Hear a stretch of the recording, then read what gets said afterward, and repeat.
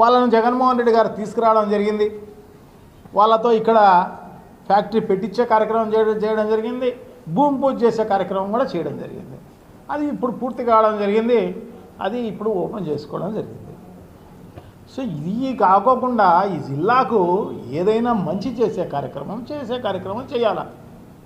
అలాగే ఇక్కడ ఈ ఎగ్జిక్యూటివ్ సెంటర్ అనేదాన్ని ఇక్కడ అదే పనిగా మా ఎంపీ గారు అయితేనేమి, అప్పుడున్న ప్రభుత్వం అయితేనేమి పెద్ద ఎత్తున కష్టపడి ఇక్కడికి తెచ్చిన పరిస్థితి కడపకు. దాన్ని విజయవాడకు తీసుకుపోయే కార్యక్రమం చేసిన ఘనత తెలుగుదేశం పార్టీకి సంబంధించింది. ప్రభుత్వం రాగానే దాన్ని విజయవాడకు తీసుకుపోవడం జరిగింది. దాంతో పెద్ద ఎత్తున ఇక్కడ ఉద్యమాలు జరిగితే సో మళ్ళా ఇక్కడ ఓటు పెట్టడం జరిగింది. ఇది కేంద్ర ప్రభుత్వానికి సంబంధించింది. 3 సెంటర్లు శాంక్షన్ చేయడం జరిగింది. ఆ 3 సెంటర్లలో ఒకటి కడపలో పెట్టడం జరిగింది.